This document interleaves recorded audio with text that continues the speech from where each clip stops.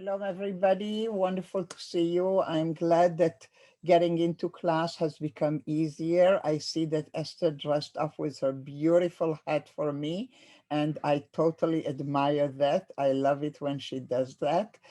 And let us get our class started. We are in the second of, I'm not yet sure how many, Leah Goldberg classes that are part of our Omer program. We stopped the last time with a poem that Leah Goldberg wrote immediately upon arrival. And we were looking at the issue of the immigrant experience, but not so much her own. We will come back to her own feelings as being, you know, an Israeli and with her adopted and chosen homeland, while never totally forgetting the emotions that she has for her motherland, in spite of her very painful biography in that country. And I would like to continue with the topic of immigrants, or Olim, if you wish, Olim Chadashim, in Leah Goldberg's poetry and storytelling, but not before I ask you if there is anything lingering from last time, a question, an insight, something that came up that you would like me to address. And if there is nothing of this sort, anything, I'm just checking to make sure that if anybody, it's so wonderful to see all of you gathering. Okay, so if that is the case, let me go back, or just go, not back, to my PowerPoint, and we can start the class as planned. So I'm going back still to the poem Tel Aviv.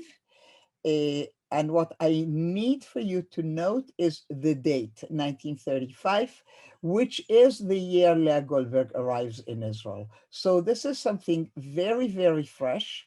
These are her probably, although she describes Tel Aviv as almost a boat, and as you look in the sea, you could maybe imagine the churches of your hometown, etc. She's wondering at the ability of Tel Aviv to hold all these dreams and memories and childhood memories and loves that were left behind. And what I want to do now is to take you 14 years ahead. So fast forward to the year 1949. What's so special about that year? This is the year that Ben Gurion, after, creating the state, having declared the state, finishing the ceasefire agreements of the War of Independence in the beginning of 1949, he can now address himself to actually building the nation. And I'm sure there was plenty on his agenda, and yet he had the time to call actually 3 meetings of this gathering. So I showed you the cartoon that appeared in the papers at the time. And somebody researched these meetings and what transpired in these meetings, because they were memoirs or whatever, minutes written and then published. So look at the names of the, I would say, poets, writers, scholars. I didn't write Ben Gurion's name, assuming that you all recognize him. And take a minute just for one thing and tell me if there is a name that is totally, totally unfamiliar to you, and then I am ready to address that. So take a minute to look at the picture. I will tell you, of course, what the meeting was about, and you can see that Leah Goldberg features there in a prominent place, like as the artist is creating the artistic memento of this meeting, and he's placing Leah Goldberg straight on over the top of the head of Ben Gurion. So take a minute to look at the picture, and I'm pulling out so we can have a quick conversation. You want it back, Reina? You didn't have a chance? You still want it back for a minute? Okay, I'll turn it back for you because I think it's an important experience. So let's give it the time that it takes. These are the people that Ben Gurion is calling for a consultation about the cultural future of the country now to be built. Okay, so look at the names, and I'm willing to at least lead you towards reading a little bit more about them. Okay, so I hope you got your chance. And let me know if there's anybody. Yes, Judy, do you want to ask about any of them? Yes. Please unmute. I was going to ask who. Pinkerfeld. Pinkerfeld, right. Yeah, Anda Amir Pinkerfeld. You know what? I'll make a note for myself. She's normally known as Anda, and you would have known her had you raised young children in Israel.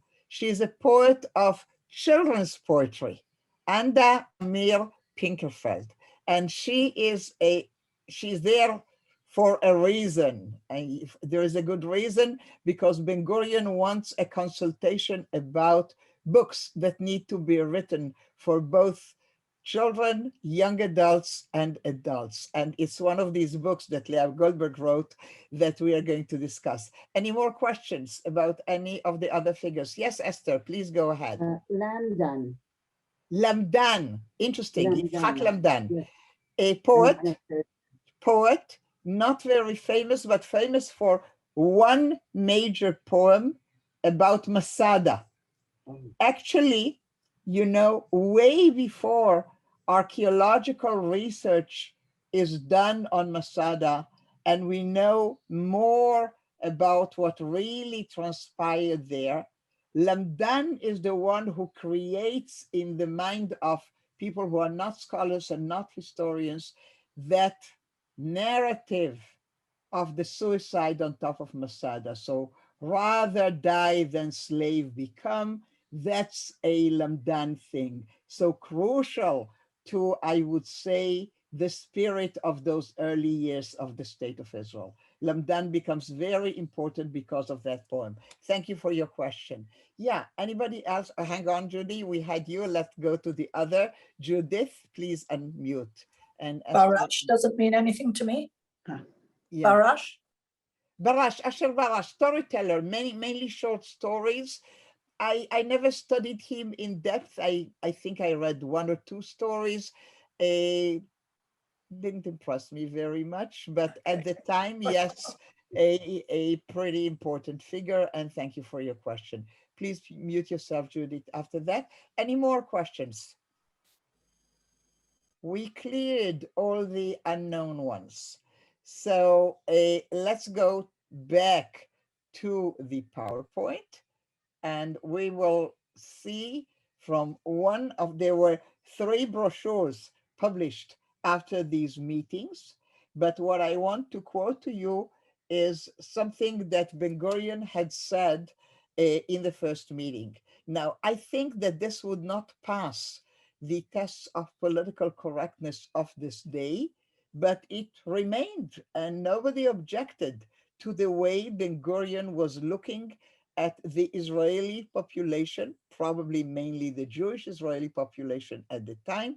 The year is 1949. Israel is under 1 year old, and our prime minister declares that we are all a mob, but we need to create a nation out of this mob. And I wonder how that hits you today.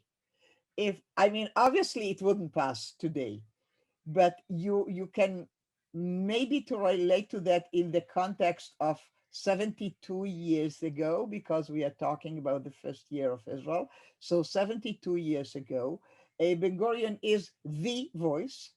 I'd like you to know that the people who he calls are very, very representative, with a couple of exceptions, very few, I'll talk to that in a minute, of that mainstream center and to the left secular. Okay? It's important to know that. Let's look at the exceptions. Let's look at the exceptions, and I can mainly quote one. You want to bet who is the exception that I'm looking at? Just give me a name that you would consider an exception in this group. The exception is like, to me, it hits my eyes. It's very, very clear. And I wonder if you can see it. Martin Buber? No, Buber is, you know, Shalom and all that. He is not secular, obviously, but no, he is totally within that Ben Gurion stream. No, the exception is Uri Zvi Greenberg. Pinkerfeld? No, Uri Zvi Greenberg. Uri Zvi Greenberg.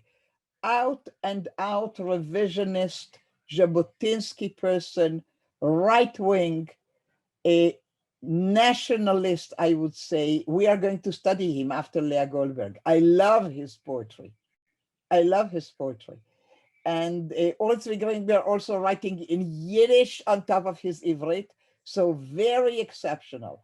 But we all know, and we will mark that when we'll come to Uri Zvi Greenberg, that Ben Gurion, in spite of the total ideological rupture between the two of them, Ben Gurion admired the poetry of Uri Zvi Greenberg.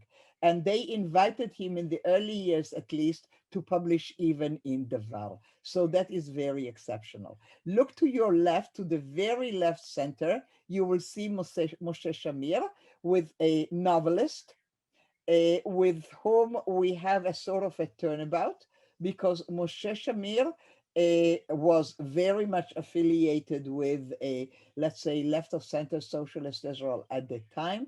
It's around the 67-60 war that he, like Alterman, will join the movement for Greater Eretz Israel, Tnu'a Eretz Israel Shlema, but at the time in 49, they are very much in the Ben Gurion camp. What is the role of Leah Goldberg in this, and what does Ben Gurion want? Ben Gurion is going with this line that we need to create a nation out of this mob, and he wants these illustrious writers and artists to start creating literature that will help create a nation out of the large variety of people who are arriving.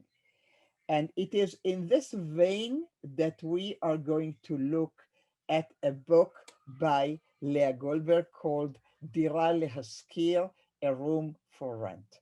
Now, because it's a children's story, I hope you do not mind that, but it's very illuminating to understand the Ben Gurion expectations and the Leah Goldberg still maintaining her own voice, not agreeing to march to the drums of mainstream, very socialist Israel of the time.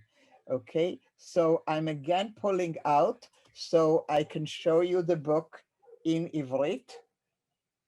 All right, Dira Lehaskir, and the English translation, which is totally out of print, but there is a new one now available, and it is available online.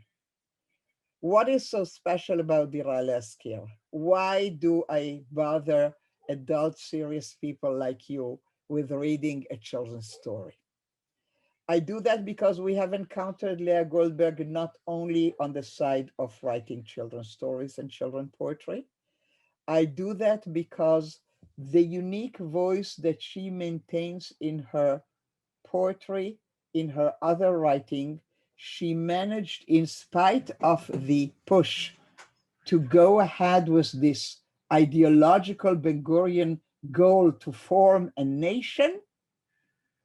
She does understand that children of this generation do need books to address the issues of the time, of the day, to be contemporary. And yet, as I said, she will not march to the mainstream drum. And we will have to see this in a very subtle way. We will do the book and hopefully also another poem that relates to the same issues. Now, none of you participates in my other classes, but I want to make a comparison here. This is 1949. Obviously, everybody, wow, we are building a nation. If I take you 20 years ahead to 67, when we are all in wow, because reunification of Jerusalem, the amazing victory of 1967, going back to Hebron, to Shechem, etc., Sharm el-Sheikh, Chazarnu Elayich Shanit, all that. And at that time, there are also people who do not agree to march to those drums. For example, Hanoch Levin. And Hanoch Levin will write critical political satires against the euphoric atmosphere of 67. Pull back to 49, and he will be shunned, and his theater shows will be pulled off the stage, etc. Leah Goldberg is a totally different proposition. She is not anti. She just is calling for more nuance, for more subtlety, for more understanding and accepting of differences. And the result of that is that Dira Le'Askir is an all-time Israeli children literature success. The copy that I showed you was printed in, it was edited and published in 1971. It's not the first one. The first one goes in 49. And when it says about the 1971, that it's a 30-second printing. That's in 71. I don't know how many they have reached today, but they continue printing it. You can get Dira Le'Askir in any bookstore in Israel to this very day. The number one, also translated into many other languages.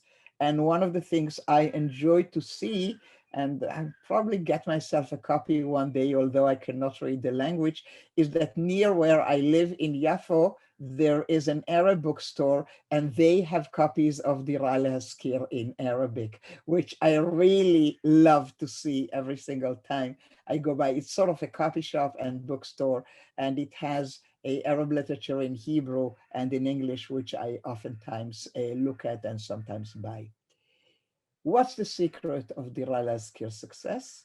And I will also be talking about a level of success of the art of Avner Katz that is going along with that. And one of the things I'll call upon you to notice that they created a particular font, Hebrew letters font, when this was published.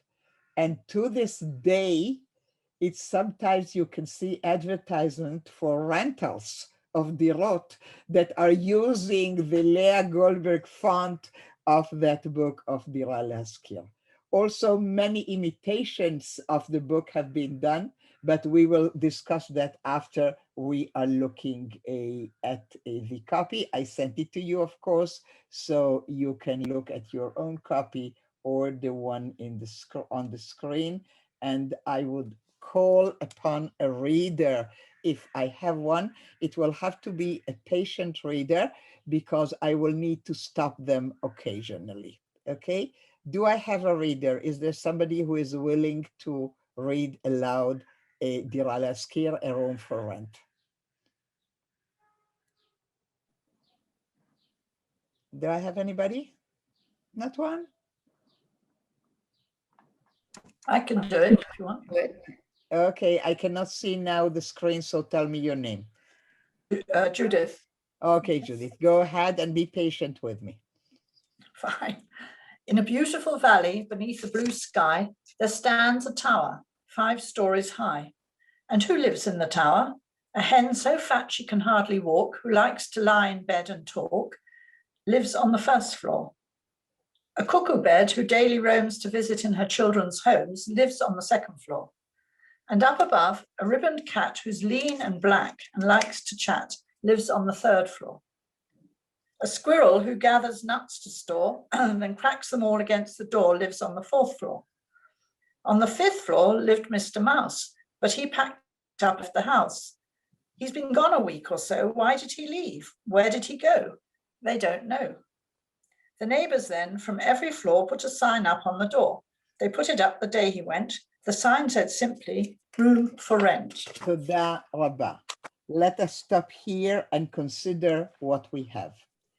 You know that the main ideology ruling at the time, pushed as strong as one can imagine, is the melting pot. The idea that olim from all the different countries will come and somehow a sabra will be made out of them within as short a time as possible. Names were changed to Hebrew names.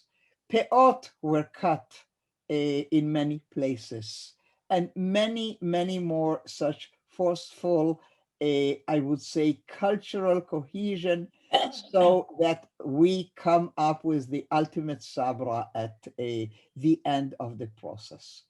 And this is what is expected as people are coming and they are so different from each other and they have different customs, and we need somehow to make them be able to live together. So our story is focused in a valley, and look at the art, because my goodness, towers like that with flags on the top are everything but an Israeli image of a shchona, a neighborhood. So Leah Goldberg, even in the art accompanying her book written for the new generation of Israeli readers, she opts, she doesn't do the art, although later in life she also drew and painted, not at this stage, for something that is very European. So even in the artwork, there is a recognition that, you know, people may have memories, just like in the Tel Aviv poem that I drew up for you again to start this class today. She wants that. On another hand, you can say a tower in which people who are different live could be reminiscent of Migdal Bavel. You know, so that too is there, but for sure it's not a contemporary Israeli image. So even in the structure of her book, she is creating something that does not push towards the image of a sabra, but rather at differences that could be universal anywhere. So just, you know, the messages are there, not very loud, but they are there. And then we have the descriptions of the different dwellers. We will come back to that. I want you to note that the one who leaves is a mouse. And the images, both in literature and in reality, mice are not really animals we like to pet. We are pretty happy when we get rid of them. Actually, when we see them, all we want is to get rid of them.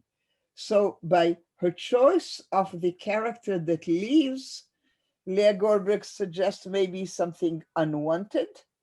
And now we will have to see who is wanted, and also look at how all the dwellers who are each in their little floor, you know, apart, are now getting together because there is an issue that needs to be addressed.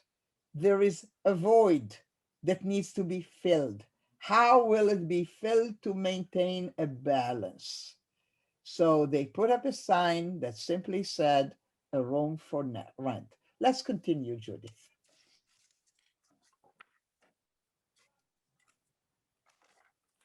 Will you continue to read for us? Yeah. Okay. And lickety-split the people zoom from everywhere to see the room. First came an ant to the upper floor. She read the sign there on the door. She opened the door and looked around, up to the ceiling, down to the ground. The neighbors came from their rooms, meanwhile, to stand around her and smile and smile. Does the room look nice? Nice. Does the bed look nice? Nice. Does the hallway look nice? Nice. Well, then stay with us, Mrs. Ant. No, I won't stay. Why not? The ant replied, I don't like the neighbors. I'm an ant. Live with a lazy hen, I can't. She only likes to lie and talk. She's so fat she can hardly walk. The hen was insulted and waddled away, and the ant didn't stay. Okay, Next. hang on. We are going to go through 5 phases, if you wish, litmus tests, issues that need to be addressed. First of all, you need at least once during this reading hear how the Hebrew for this repeated conversation sounds. Any of you knows it? How does the Hebrew sound? Does the room look nice, etc.? Anyone knows the Hebrew?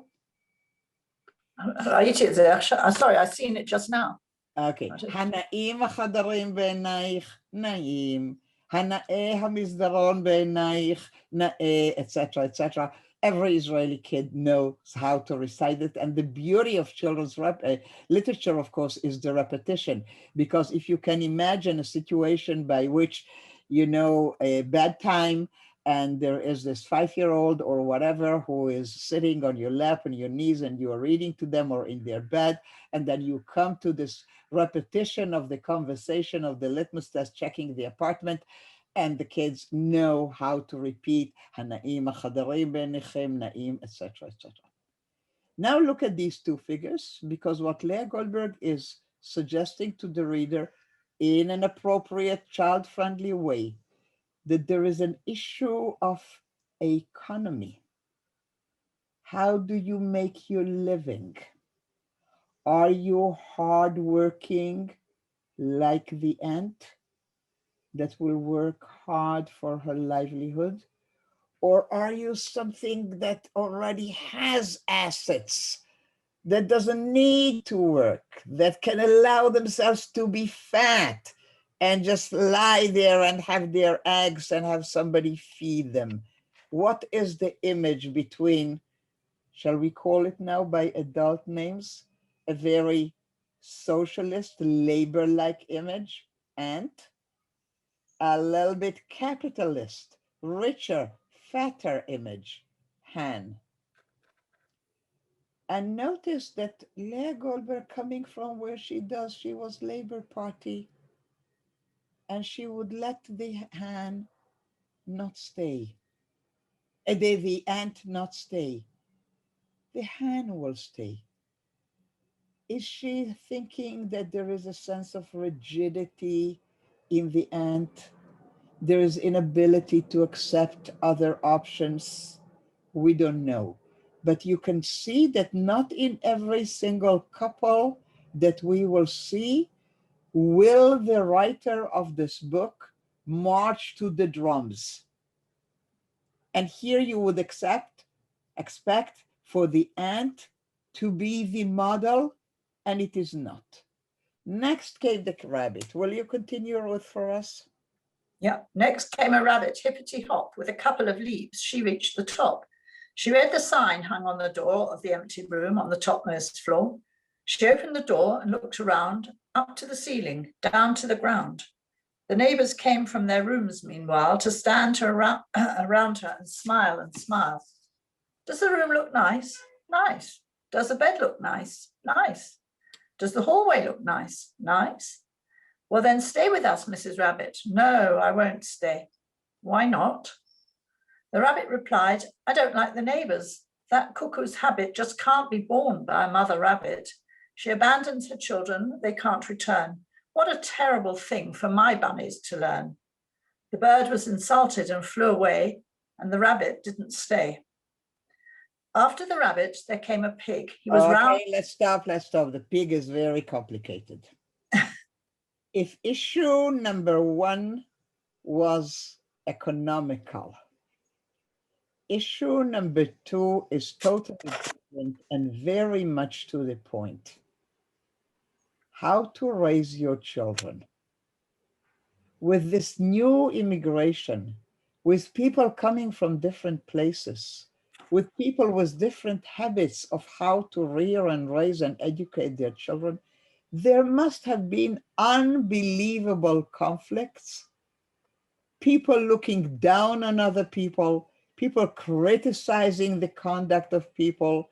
These wanted their children the children to be raised so that between 2 and 4 there is peace and quiet for Schlafstunde. And the other thought that a great family, you know, and noise doesn't matter, that it gathers. That's the best way to raise children and so on. But there is another element that Leah Goldberg will address in another, at least one, maybe 2 of her children's books. And that is the issue of abandoned children. Tel Aviv at the time, That's full of them. because of the difficulty of some of the population, had children whose parents could not support them and they were roaming on the streets. And Leah Goldberg actually has a story, Nisim Venifleot, about such a boy who tries to make money to support his hardworking mother and father. And when in her story, she brings this boy into her home and asks the children of the neighborhood, you know, to meet him, she will have figures that will say, just like the rabbit, why do you make my children play with this kid who comes from who know where? So this is a very, sorry, this is a very real issue, which Leah Goldberg addresses here.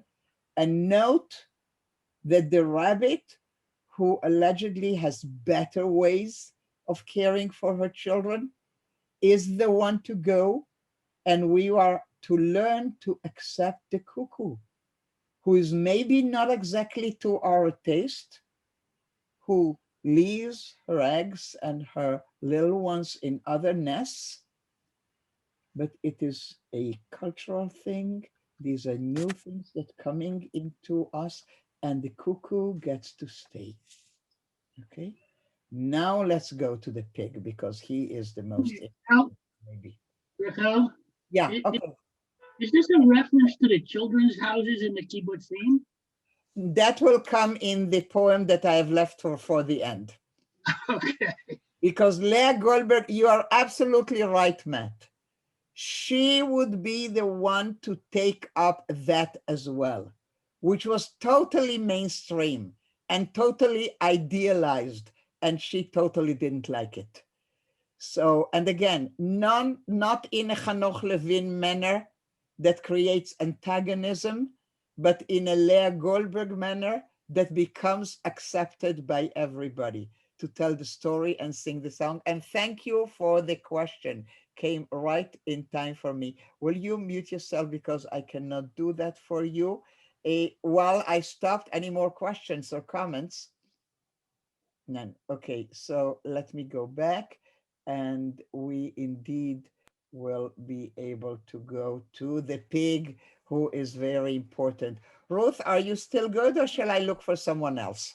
No, I'm fine, but I'm Judith, actually. Not Judy, Ruth. sorry. It's fine. My sister's Ruth, so we often get confused.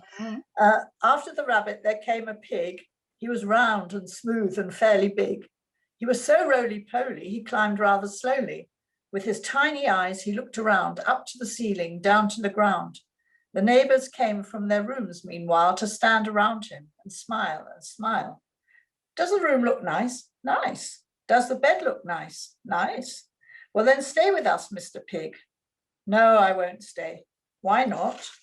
The pig replied, I don't like the neighbors. I'm white and fat. How can I live with a thin black cat? I come from a family that's fat and white. This wouldn't be proper. It wouldn't be right. The neighbors agreed and said, Pig, go away. We certainly don't want you to stay. You think it would not be the right thing to do, and we're just as sure that we don't want you. Thank you. Okay, so we are smack in the middle of the story, right? We did 2, this is the 3rd, and there'll be 2 more. And now comes the issue of real racism based on color of skin. Note that the Hebrew word for a black cat is actually chatula kushit. The word of the time, kushi and kushit, which are totally not politically correct nowadays, were absolutely accepted. Kushi or Kushit is somebody coming from Kush, and that was absolutely fine at the time, not anymore. Note also that it is only in the case of the pig that all the neighbors express their opinion about his attitude. Racism is not accepted, and you go away. The rabbit's way of raising children, okay. The ants' way of making a living, fine. They have no criticism of that. It's acceptable. Maybe not in our house, but acceptable. Pig, no. Go away, out. We don't want you. So the message in the Leah Goldberg story is very clear. Let's go to the next one. I love that one. The next to arrive was a nightingale. He sang a sweet song as he flipped his tail and flew to the room for rent, looked all around, up to the ceiling, down to the ground. And the neighbors came from their rooms, meanwhile, to stand around her and smile and smile. Does the room look nice? Nice. Does the bed look nice? Nice. Well, then stay with us, Mrs. Ant. Is that right? Mrs. No, it Ant? shouldn't be ant. Yeah, it should be nightingale. Okay. Yeah. No, I won't stay. Why not? The nightingale replied, I don't like the neighbors. On the floor, a squirrel cracks walnuts against the door. Nut after nut, he'll bang it and crack it. There'll be no end to this terrible racket. My ears aren't accustomed to sounds like these. They're tuned to beautiful melodies. The squirrel was insulted and scurried away, and the nightingale didn't stay. Okay. Now, what is the issue here? I am absolutely sure that you do not need for me to explain. This is the cultural issue. What will be the music we are listening to? What will be acceptable and what will be considered as terrible racket? And I want to say that of all the other topics brought up here, this is the one that indeed through the years of Israel went through a tremendous change. Because mainstream Israel of the early years was popular music, was what we called Shirei Eretz Yisrael Hayafa, the songs of beautiful Eretz Israel, which, as I often repeat, were mainly Russian songs or Yiddish songs set to Hebrew, and acceptable music by Central Europeans, Western Europeans mainly, was classical music. Mizrahi music, Middle Eastern music, oy vey. Once a week, 1 hour,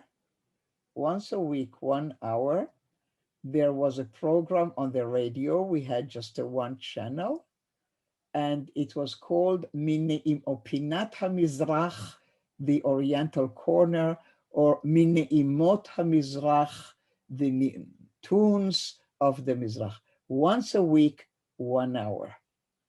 If you listen to Israeli, many radio and other stations and television, you will see that the music has totally changed, including this in the same way a Mizrahi music was treated, also religious kind of music in the same way. Once a week, Wednesday evening, chazanut, and that's it.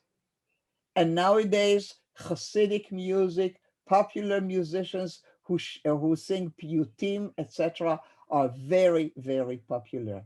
So Leah Goldberg had a sense that this was an issue, which at the time nobody argued.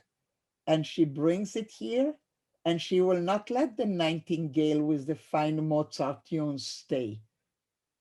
The nightingales will go, and the other sounds will prevail, okay? And we come to the conclusion of our story, about which I have a funny story to tell you, but first we will read it. Okay, so when the nightingale left. When the nightingale left, along came a dove. Lightly she hopped to the floor up above. She opened the door, looked all around, up to the ceiling, down to the ground. The neighbors all gathered, as they had been, but their smiles were growing a trifle thin. Does the room look nice? It's rather small. Does the bed look nice? It's not big at all. Does the hallway look nice? It's not very bright. There's not enough light. So like the others, you won't stay. I will. I'll move in right away. The room's just fine for sleep and such, but I like the neighbours very much. The hen has such a pretty comb. I'm sure that I'll feel right at home. The cuckoo's also very pretty, and I love the sleek black kitty. Cracking nuts won't bother me. Oh, how happy we will be. We'll be good friends, I know it. Yes, we'll live in peace and happiness. In a beautiful valley, beneath a blue sky, there stands a tower, 5 stories high. And to this very day, good neighbors dwell, contented and happy, peaceful and well. Okay, please look at the text now on your screen and see what I think is the most important message of this story by Leah Goldberg. Because none of the neighbors had changed. They are still the same people. But rather than picking the negative characteristics, the dove is the character that will know how to see the good in each one of them. So the rooms are just fine for sleep and such, but I like the neighbors very much. The hen has such a pretty comb, and I'm sure will feel right at home. The cuckoo also very pretty, and I love the sleek black kitty, etc., etc. So the ability to look at the same person, phenomenon, whatever, and look for the good in them is what actually Leah Goldberg is teaching in the story, rather than melting pot, rather than a certain ability. Very advanced, I would say, for 1949. The story becomes iconic, and the image of the tower in the peaceful valley will come up in Israel as a support for many, many messages, oftentimes political. So, for example, when many Israelis, like these very days, are concerned and angry about the lack of safety and security for Israeli citizens in the southern part of the country, you will have pictures like this. And they will take the Dir al-Haskir picture and they will fly a missile into it to show where we are at. There are I would say, I know of at least 6 different variations telling the story in contemporary language. How in one building there is a left winger and the right winger and an Orthodox Jew and the this and the that. There is even a special one for just the different varieties of Orthodox. So mitnagdim, Hasidim, Mizrahim, this, that, and the other. And they are all using the Leah Goldberg structure. It has become an iconic feature in Israeli reality. And if I thought this was not contemporary to the day, so I think 3 days ago on my Facebook, I see a post by a young woman, Yael Tomashov, I think maybe immigrant herself or child of immigrants from the former Soviet Union, who is now a mother of a toddler. And she's a poet. I teach her poetry as well. She has beautiful poetry. And she posts like huge with the picture and everything of the Dir al-Haskir. And she goes, who are these idiots who will have pigeons on the upper floor?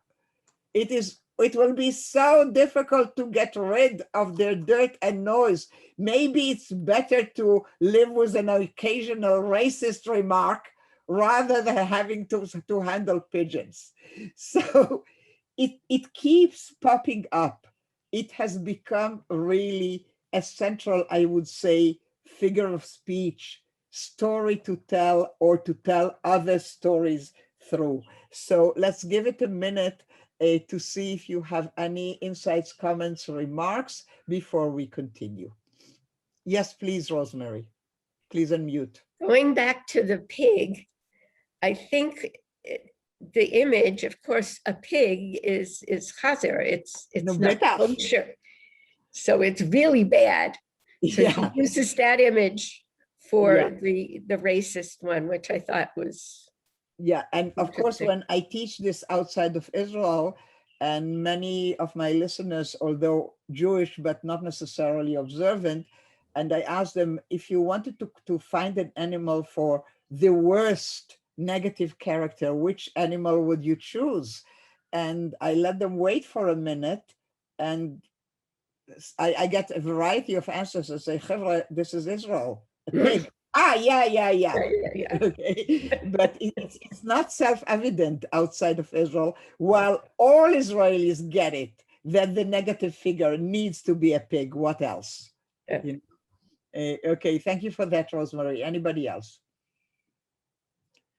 Okay, so I wonder how many of you know? Yes, please, Deborah. I just wanted to add, I'm going to post the picture, but Leah Goldberg lived at the corner of Rehov Efod and Alfasi.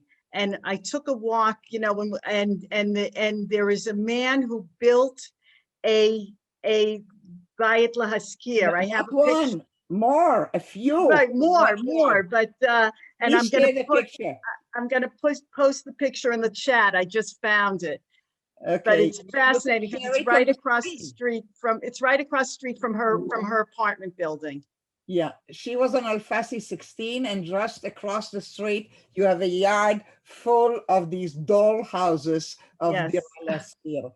And somebody posted it also on Facebook, and she didn't know what it was. And people were speculating. I say, hold it. It's not a dollhouse. It's Leah Goldberg, that's the story.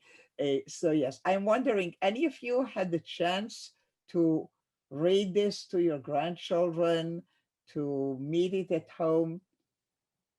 Okay, so yeah, you did, Deborah. You did, of course. If you live in Israel, if you raise children in this country, it's practically a must, I would say, and still very, very relevant. Now, following Matt's question, let's go to the second step or to the next step.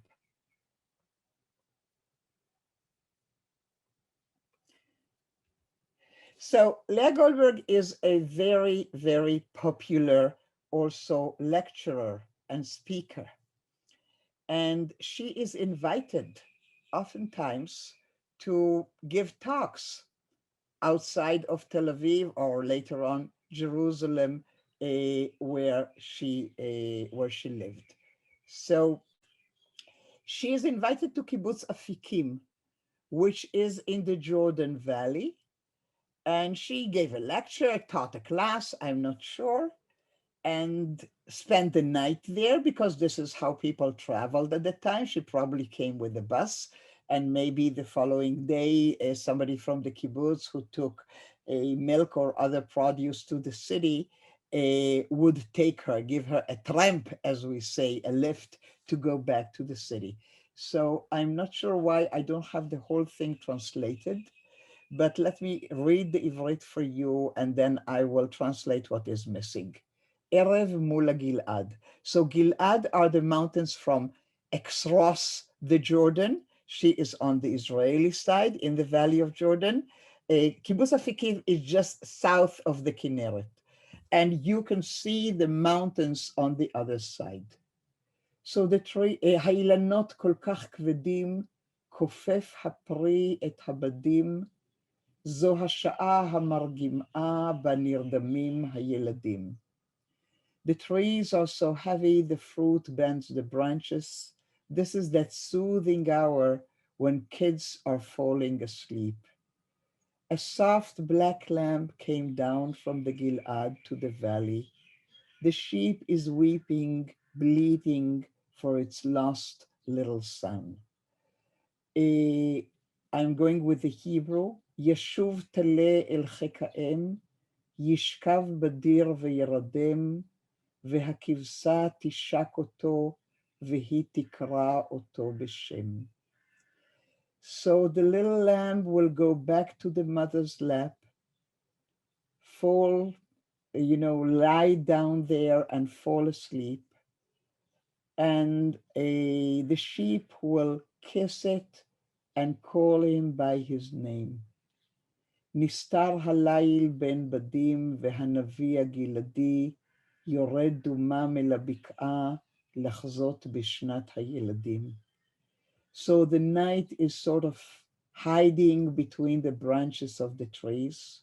הנביא הגלעדי, אליהו, etc. הגלעדי, the prophet, is coming down to the valley to see the peaceful sleep of the babies. I'd like for us to listen to this set to music with one of my favorite renditions. There are many, which would be Arik Einstein. While I'm at it, I want to check the PowerPoint to see if I can do something for the Hebrew text. No, I don't have any more. I was thinking maybe I do, but I do not. So I'm sorry about that, and let us listen to the music.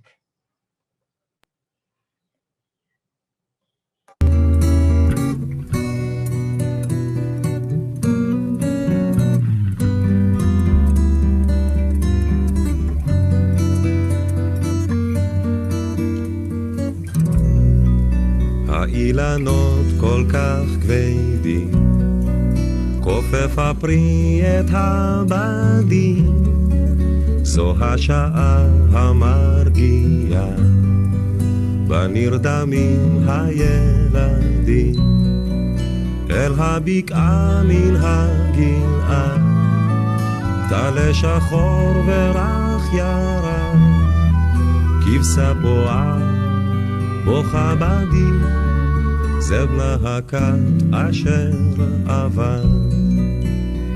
ישוב טלה אל חיק האם, ישכב בדיר וילדם, והכבשה תשק אותו, והיא תקרא אותו בשם.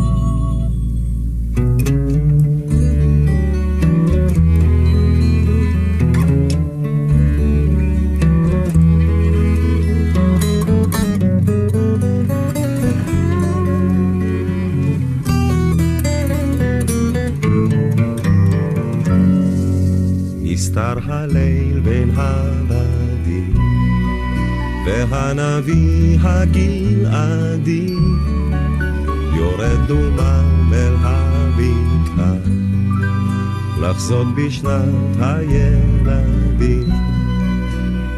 ישוב טלה אל חיק האם, ישכב בדיר וירדם, והכבשה תשק אותו, והיא תקרא אותו בשם.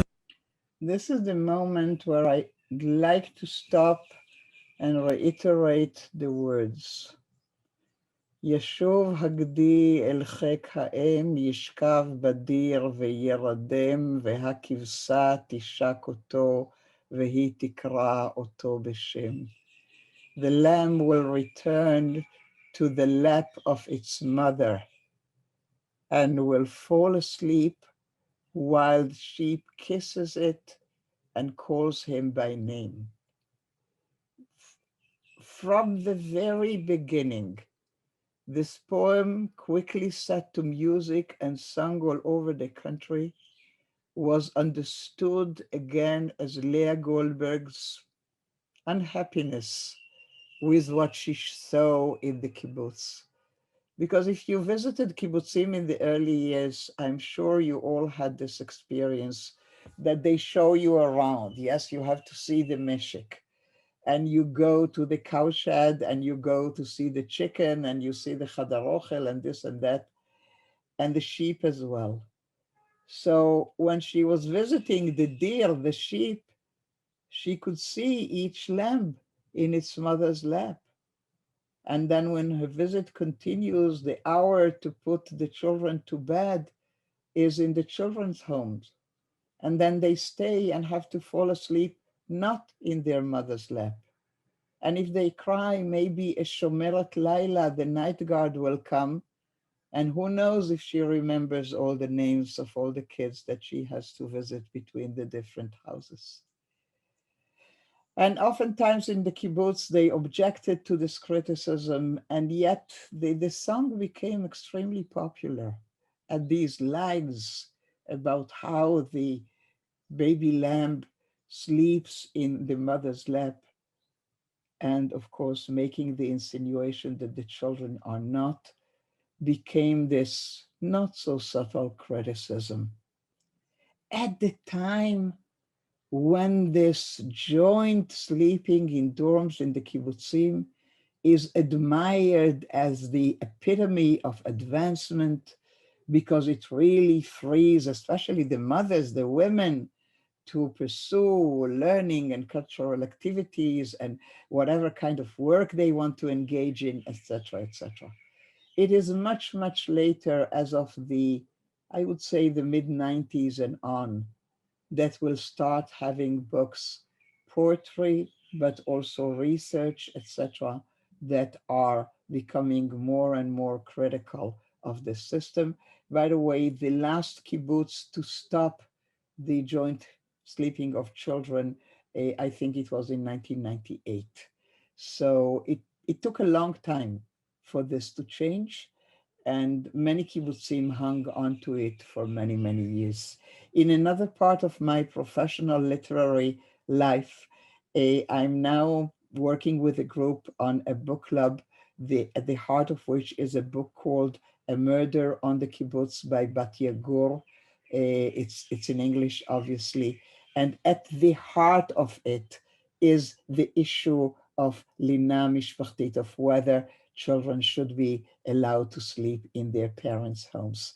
So this is an issue that took many, many forms, that I would say that one of the earliest ones was Leah Goldberg, was this song. And I hope at least that in the source sheets, I gave you the full text. I'll go back and check. And if not, I will resend you the whole translation in English. And I'm sorry, I don't know what went wrong. It should have had two pieces. And instead of it, I only have one. Any questions or comments about that before we continue with our Leah Goldberg reading? People who have kibbutzim experience, people who did not go to a kibbutz because of that, who left a kibbutz because of that. Anyway, none of that in this group. You cannot believe what happens in that book club. I have two former kibbutznikiyot, and it's unbelievable, the debate around it, but we are not going there right now. We are continuing with Leah Goldberg. So at one point, way after she died, because she died in the year 1970, in recent years, we have a money note, a bank note of 100 shekel, of Leah Goldberg. We have the 20 shekel of Rachel. We have the 200 shekel of Alterman. I trust you know all of them. And in that banknote, one of the quotes on the other side, oh, sorry, that should not be there. And let us go to a very famous poem in my beloved country. We are going to read it, and I'd like to let you know as we go into it, before even, ahead of time, that there is a very strong debate about which one or which is Leah Goldberg's beloved country. So let me do the Ivrit for you. בארץ אהבתי השקד פורח. בארץ אהבתי מחכים לאורח, 7 עלמות, 7 אמהות, 7 כלות בשער. בארץ אהבתי על הצריח דגל, אל ארץ אהבתי יבוא עולה רגל, בשעה טובה, בשעה ברוכה, המשכיחה כל צער. אך מי עיני נשר לו ויראנו, ומי לב חכם לו ויכירנו, מי לא יטעה, מי לא ישגה, מי יפתח לו הדלת. בארץ אהבתי על הצריח דגל, אל ארץ אהבתי יבוא עולה רגל. Let us do the English and talk about it a little bit.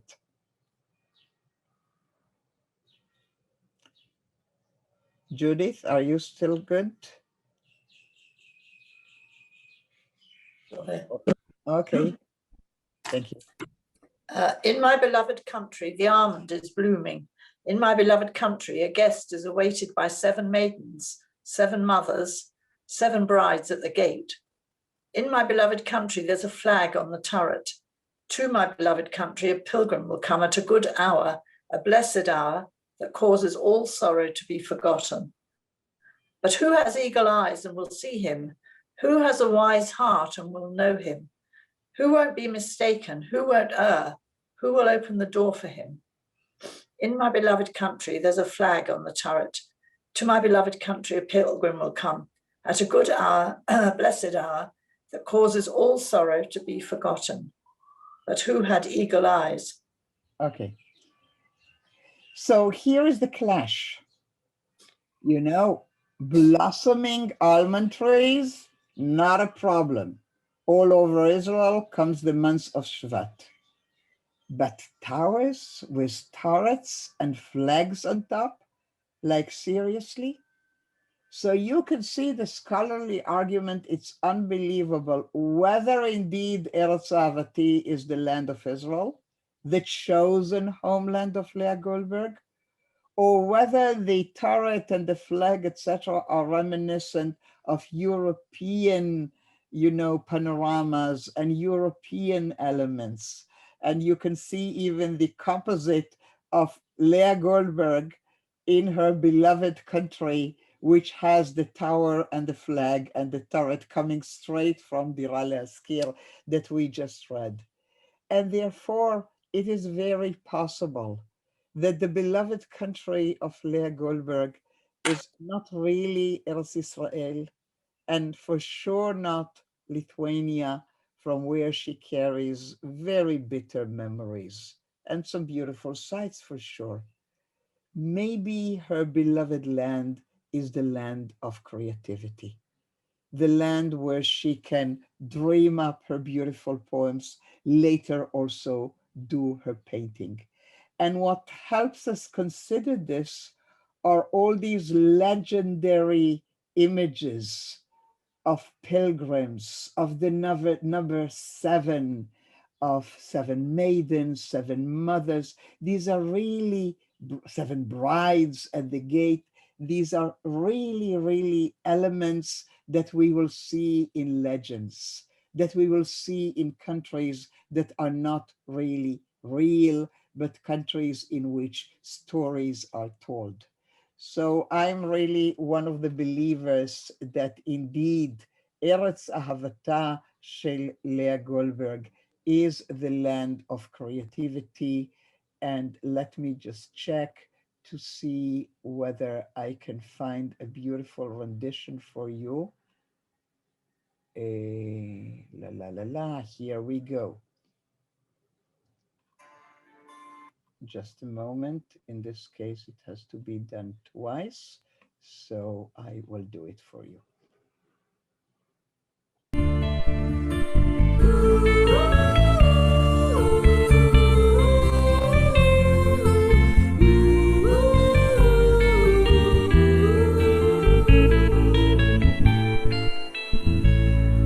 בארץ אהבתי השקד פורח, בארץ אהבתי מחכים לרוצח, שפע עלמות, שפע אימהות, שפע כלות בשער, שפע עלמות על צווארה התער, עכשיו אין תמונה בשער.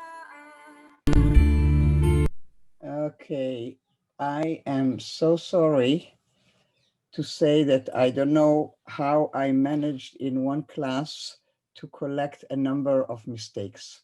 So indeed, this is a rendition that I wanted you to see, but not as a representation of the Leah Goldberg poem, but rather as a political statement in the way Dira Leaskir, a room for rent, serves as an icon for similar topics. The song Be'eretz Ahavati was recently picked up as a song on which the lyrics was changed to create a language of opposing violence and brutality towards women. So I will now show it to you with a very low voice and do the translation a little bit so you can see again how a Leah Goldberg, a poem set to music, functions as a political statement. So let us bring it back. I will make the sound a little bit lower and go with the translation as we go. So in my beloved country where it says they are waiting for a pilgrim, here the song said they are waiting for a murderer. Instead of 7 brides, they say a multitude of brides, a multitude of ארץ אהבתי במערוך ובידיים, ארץ אהבתי גם מול ביתי בת השנתיים, 17 שעות, 17 שעות שכבה על רצפת החדר, איך לא שמנו לב, הכל שם נראה בסדר, חשבנו אחלה גבר, אך מי עוד שנה יזכור את שמותינו, ומי ישלם על טיפול ילדינו, מי ישחזר איך שטרות הוא פיזר, ואז צילם איתי סלפי, בארץ אהבתי כבר פעמיים סגר, בארץ אהבתי כלואה בבית עם גר. Okay, now I remember why I included it here. This is a very recent song that was dealing with violence against women during the pandemic, during the close downs. Pa'amayim Seger, I'm imprisoned with a man in my apartment. So obviously this is not the song I really wanted you to enjoy. It is very powerful, but this is the song that I wanted to show after the beautiful rendition, and I don't want to spend time looking for it now. Unless you know, give me an idea. If you don't mind to wait a minute or so, I will look up the original and we can listen to it and then have the two one next to the other. It will probably take me a minute. Okay, let me just check. Okay, so I'll do the simplest thing. I'll go on the internet and find it for us with a nice Chava Alberstein or something rendition. Yeah, here is one. חברים, רוצים להיפטר מהשומן הבטני, תפסיקו לעשות הליכות אירובי.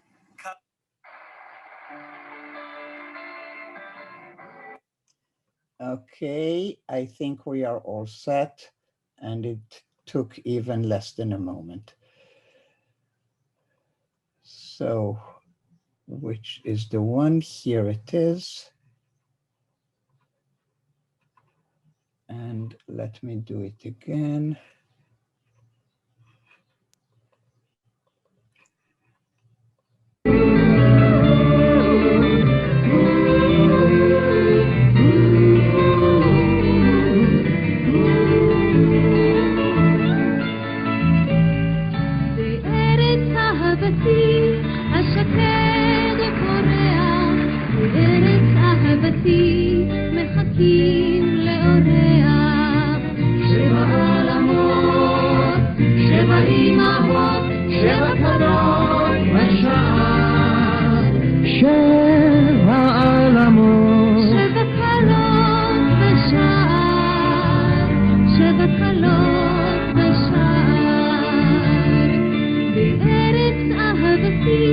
על הצריח דגל, אל ארץ אהבתי.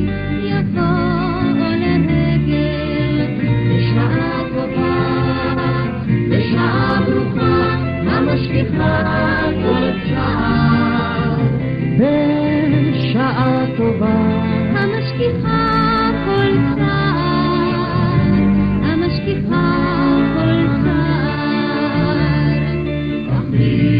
עיני נשר לו בעירנו, ומי לב חכם לו ויכירנו.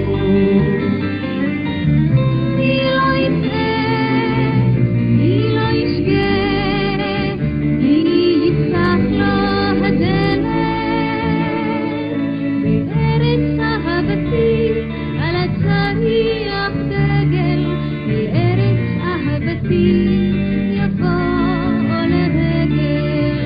בשעה טובה, בשעה ברוכה, המשכיחה כל צער.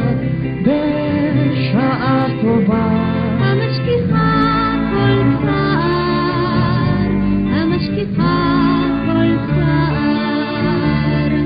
אך מי עיני נשר לו בעירנו, ומי לב חכם לו ויכירנו.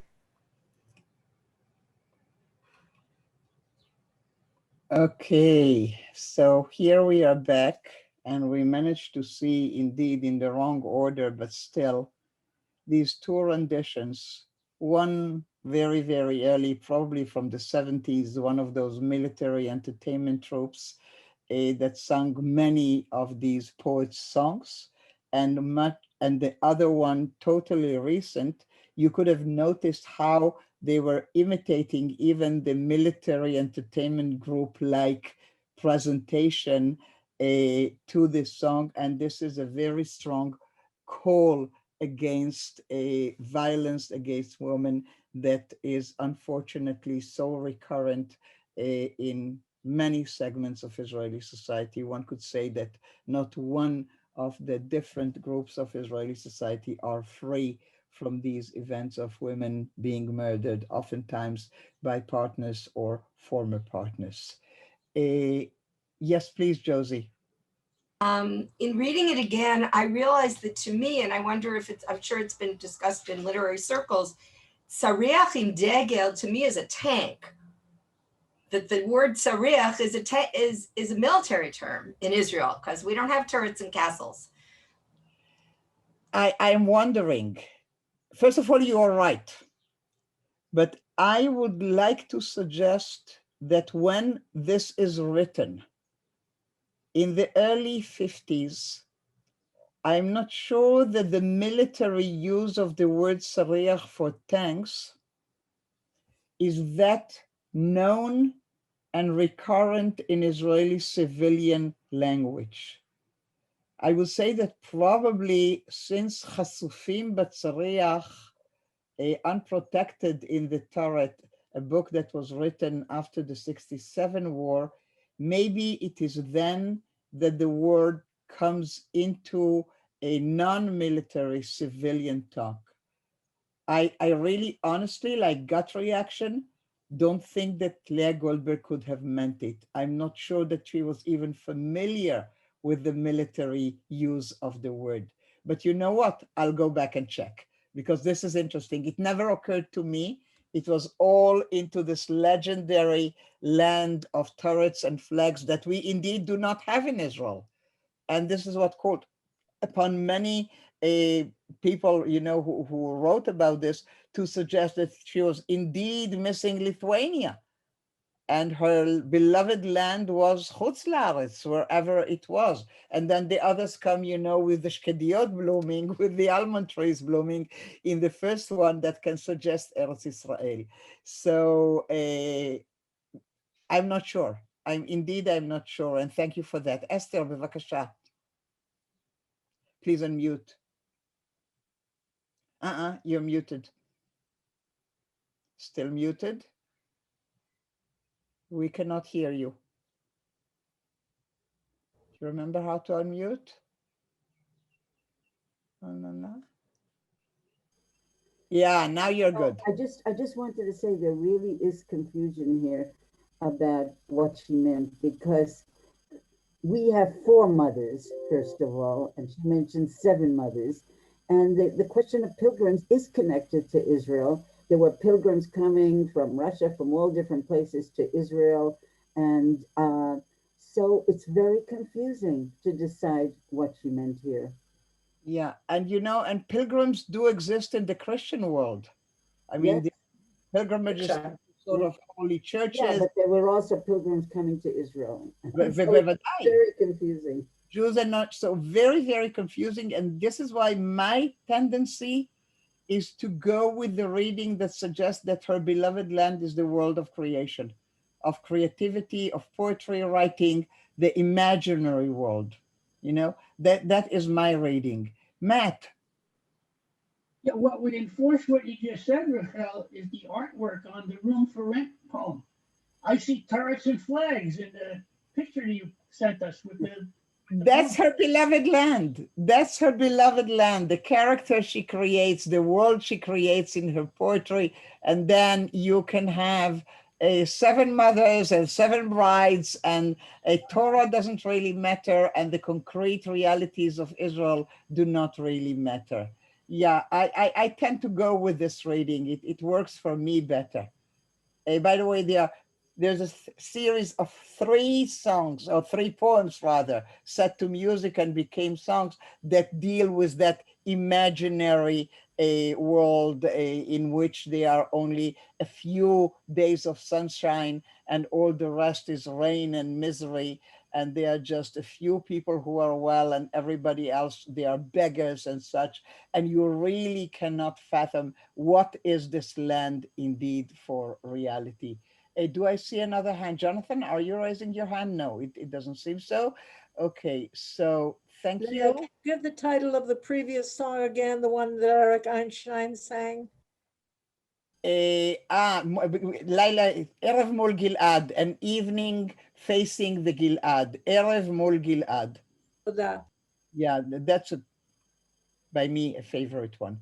Okay, so we are trying to go back to the PowerPoint to see. Yeah, here you go. Erev Mol Gilad. Yeah, no ha. Rachel, can I yeah. ask, what is the question? What is the line about the eagle eyes? Who has and will see him? So that is exactly the question, that indeed you need a very, eagle's eyes are supposed to be, able to see and to discern details from a distance, probably a prey. So it's only the people with very strong ability to see clear that will be able to discern the pilgrim and the guest who is coming and to welcome. And again, this is for me a call again to think time and again, what is the clear eye needed in order to see that beloved country of hers, which is not so simple and maybe a little bit confusing. I hope this helps. This is my reading of it, that who does have that ability to see so clearly? And let me suggest that we might do another one. So, wow, this is a complex one. So I'll start by suggesting to you that oftentimes people, when we have all sort of poetry readings around events, such as you're planning to have for Yom Yerushalayim, etc., there always be somebody who will bring up the poem Slichot at the time of Slichot. And I'm honestly, again, offering you more a question than an answer. If this is indeed a poem about atonement, as we are supposed to have prior to Rosh Hashanah, between Rosh Hashanah and Yom Kippur, or is it something totally, totally different? And we will not conclude our discussion of this. I will want to come back to it next time. Slichot. Bata elai et enai לפקוח, וגופך לי מבט וחלון וראי. באת כלילה הבא אל האוח, להראות לו בחושך את כל הדברים. ולמדתי שם לכל ריס וציפורן, ולכל שערה בבשר החשוף, וריח ילדות, ריח דבק ואורן, הוא ניחוח לילו של הגוף. אם היו עינויים הם הפליגו אליך, מפרשי הלבן אל האופל שלך, תנני ללכת, תנני ללכת, לכרוע על חוף הסליחה. You came to me to open my eyes, your body a glance, a window, a mirror. You arrived as night comes to the owl to show him in darkness all necessary things. And I learned a name for every eyelash and nail, for every hair on flesh uncovered made light, and the fragrance of childhood, of resin and pine, was the sweet fragrance of our bodies' night. If there were torments, they sailed to you, my white sail on course towards your dark night. Let me go, to bow on the shores of forgiveness. And the big question that arises is, what is this poem about? First reading easily will suggest an intimate encounter, but an intimate encounter at which you look back retrospectively. It all happened in the past, as the last verse suggests, and there is now a need to part. Let me go, and to seek some sort of forgiveness. So let us go with this reading. You came to me to open my eyes. So here is a memory, a recalling of a meeting, an intimate meeting that had a purpose. It may have ended with a disappointment, but the structure of the poem, if you look at the beginning, center, and end, suggests a process of learning. You came, there was a reason for that, to open my eyes, and I learned. And later I come to the conclusion that I need to leave this experience. Let me go, twice. Let me go. Because something that happens that needs for me to bow on the shores of forgiveness. I need to seek what? A tikkun, a slicha for something that had happened. So let us continue for another bit with this. First of all, you need to know that this is the part that we normally sing, but the song in itself has 4 more parts that describe in detail a relationship that had many, many, many details, and we normally only sing this first part. Now I want you to look at the second line from the top.